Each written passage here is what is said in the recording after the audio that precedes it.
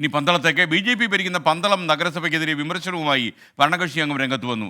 നഗരസഭയിലെ കെട്ടിട നികുതി പരിഷ്കാരം അശാസ്ത്രീയമെന്നാണ് BJP കൗൺസിലർ KV പ്രഭ 24നോട് പറഞ്ഞത്. നഗരസഭയിലെ നികുതി പിരിവ് അശാസ്ത്രീയമാണ്, അതുകൊണ്ട് തന്നെ നിർത്തിവെക്കണമെന്നും KV പ്രഭ ആവശ്യപ്പെട്ടു. 24 exclusive.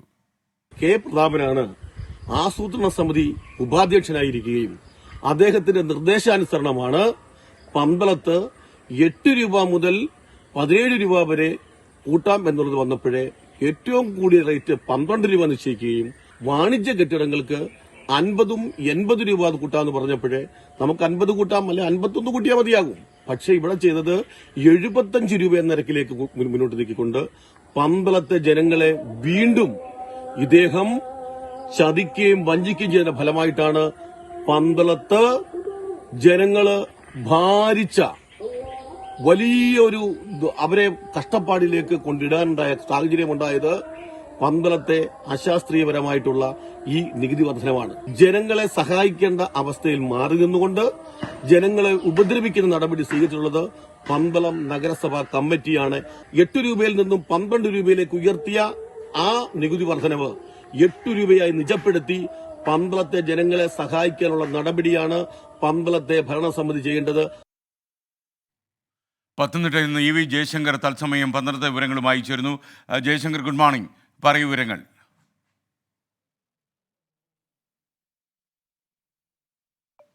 Good morning SKN. BJP ഭരിക്കുന്ന പന്തളം നഗരസഭയുടെ ഭരണസമിതിക്കെതിരെ BJPയുടെ തന്നെ ഒരു അംഗമാണ് നിലവിൽ ഒരു ഗുരുതര ആരോപണവുമായി രംഗത്തെത്തിയിരിക്കുന്നത്. ഈ കൗൺസിലർ KV പ്രഭ പറയുന്നതനുസരിച്ച് ഈ നഗരസഭാ പരിധിയിലെ കെട്ടിട നികുതി നിർണയിച്ചത് അശാസ്ത്രീയമാണ്. ഇതുമൂലം വലിയ തോതിൽ ഈ നികുതി അടയ്ക്കുന്ന ആളുകൾക്ക് വലിയ നഷ്ടമുണ്ടാകുന്നു, അവർ വഞ്ചിക്കപ്പെടുന്നു എന്നാണ് ഭരണസമിതിയുടെ തന്നെ ഭാഗമായ ഈ കൗൺസിലർ നിലവിൽ പറയുന്നത്.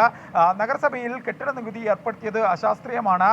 ഇതുമൂലം ആളുകൾക്ക് നിരവധിയായ പ്രശ്നങ്ങളുണ്ടായിരുന്നു. 2020 നിലവിൽ വന്ന BJP ഭരണസമിതിയാണ് കൃത്യമായ പഠനങ്ങൾ കൂടാതെ ഇത്തരത്തിലൊരു പരിഷ്കാരം കൊണ്ടുവന്നത്. ഇതാണ് ജനങ്ങളെ ബുദ്ധിമുട്ടിക്കുന്നത്. ഒപ്പം ഈ 2013 മിക്ക ഗ്രാമപഞ്ചായത്തുകളും നഗരസഭകളും പ്രാഥമികം, തൃതീയം, ദ്വിതീയം എന്നിങ്ങനെ കെട്ടിട നികുതികൾ പരിഷ്കരിച്ചപ്പോൾ പന്തളം നഗരസഭയിൽ ഇത്തരത്തിലുള്ളൊരു പരിഷ്കാരം ഉണ്ടായില്ല. പിന്നീട് 2020 ഇത്തരത്തിലൊരു പരിഷ്കരണം വരുന്നത്. ആ ഘട്ടത്തിൽ പരിഷ്കരണം നടപ്പിലാക്കിയപ്പോൾ അത് ജനങ്ങളെ ഭാരിച്ച രീതിയിൽ ബാധിക്കുന്ന തരത്തിലുള്ള ഒരു കാര്യമായി.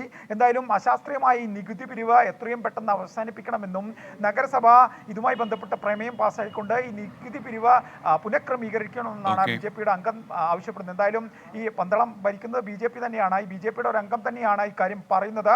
എന്തായാലും ഇതുമായി ബന്ധപ്പെട്ട് തദ്ദേശ സ്വയംഭരണ വകുപ്പ് മന്ത്രി ഉൾപ്പെടെയുള്ള ആളുകളുടെ പ്രതികരണം തേടേണ്ട വളരെ ഗുരുതരമായ ഒരു ആരോപണമാണ് BJPയുടെ ഒരു അംഗം നഗരസഭയുമായി ബന്ധപ്പെട്ട് ഉന്നയിക്കുന്നത്. ഓക്കെ, EV ജയശങ്കറാണ് പന്തളത്ത് നിന്ന് വിവരങ്ങൾ നൽകിയത്.